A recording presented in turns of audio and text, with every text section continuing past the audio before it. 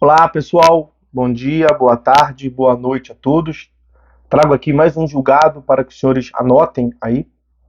O recurso especial 1.747.877 de Goiás, RESP 1747877 Goiás, um julgado da primeira turma do STJ, relatoria do ministro Sérgio Cuquina.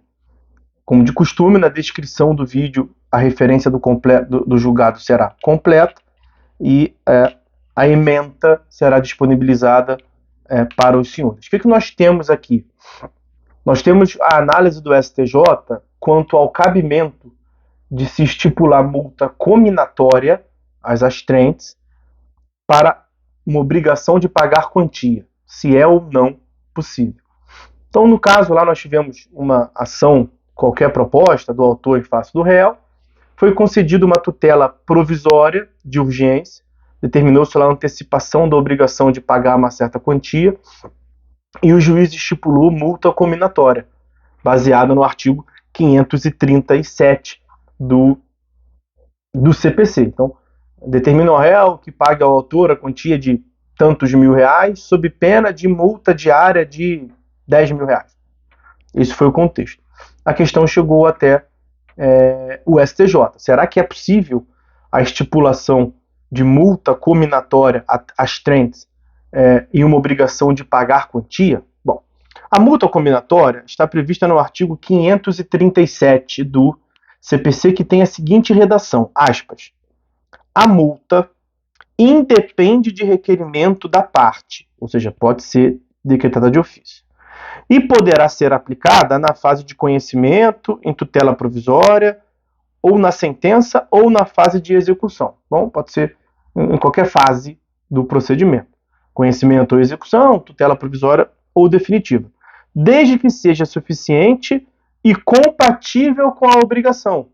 Então, a periodicidade e o valor da multa será fixado pelo juiz de acordo com o caso concreto.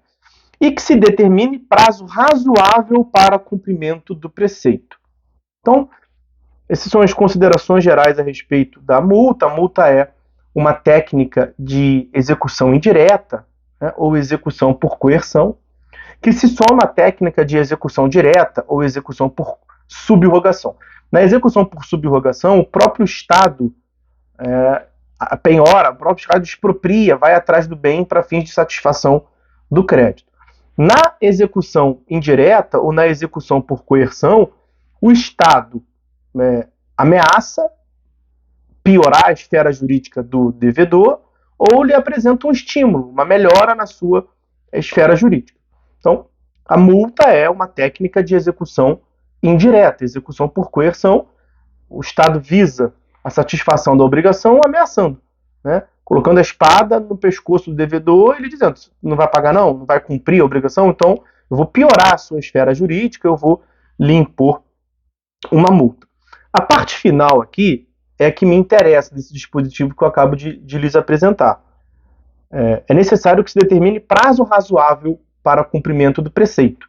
Então, a obrigação que foi estabelecida por tutela provisória ou definitiva, na fase de conhecimento ou na fase de execução, é necessário que se conceda prazo razoável de acordo com o caso concreto. E a concessão de prazo para cumprimento da obrigação é próprio das obrigações de fazer, de não fazer e de entregar coisa diferente de dinheiro. Porque a obrigação de pagar quantia, prevista nos artigos 523 e seguintes, no próprio artigo 523, é a própria lei que estipula o prazo. Então aqui não há margem do juiz para interpretar de acordo com o caso concreto e prever prazo para pagamento de obrigação em dinheiro. O prazo é de 15 dias, constante do artigo 523. E no próprio artigo 523, agora no seu parágrafo 1º, o legislador já traz a consequência para o caso de descumprimento. Então essa ameaça ou o estímulo já é previsto pela lei, não cabendo ao juiz, portanto, a estipulação. O parágrafo 1º prevê que, em caso de inadimplemento da obrigação de pagar quantia, incidirão duas providências. Vai incidir, multa de 10% e 2, honorários advocatícios sucumbenciais também de 10%. Então veja que a execução indireta na obrigação de pagar quantia se dá mediante um acréscimo de 20% do débito originário, 10% a título de honorários advocatícios sucumbenciais e 10% a título de multa.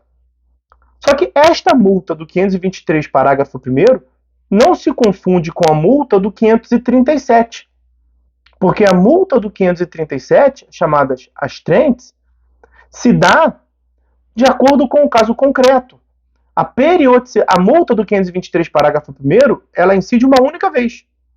A multa do 537, nós podemos ter periodicidade variável. É muito comum na prática que se fale em multa diária. Só que nem sempre é preciso ser multa diária. A periodicidade, se vai ser anual, mensal, semanal, diária, por hora, de 6 em 6 horas, é o tamanho da urgência que vai nos dizer.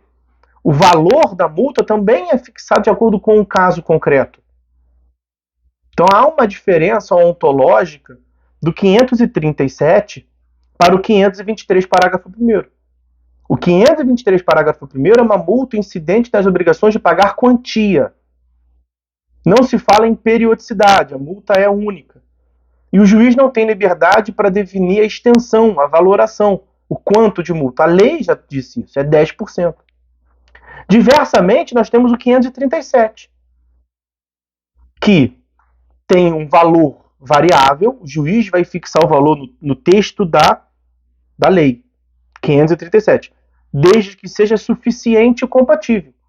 Então, no caso concreto, que o juiz vai extrair a suficiência e a compatibilidade, tanto do valor da multa, quanto da periodicidade.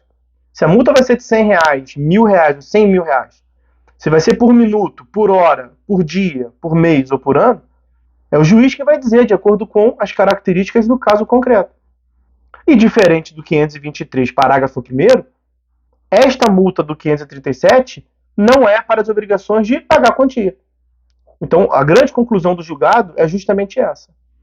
A multa do 537 do CPC, com estas características de variação quanto à extensão, quanto à periodicidade, o juiz podendo decretar de ofício ou a requerimento, tanto na fase cognitiva quanto na fase executiva, todas as características que nós vimos são para as obrigações diferentes da obrigação de pagar dinheiro.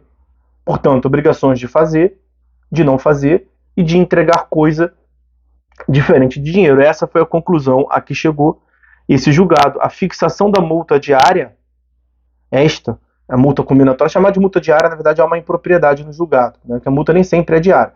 A multa diária é uma espécie, é uma das hipóteses. Mas a fixação da multa diária só tem espaço no plano das obrigações de fazer e não fazer, sendo vedada a utilização no campo das obrigações de pagar, né? Então, além da obrigação de fazer e não fazer citada no julgado, também a obrigação de entregar coisa, diferente de dinheiro.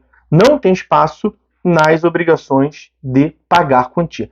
Além desse julgado, nós podemos citar aqui para vocês outros que eu anotei.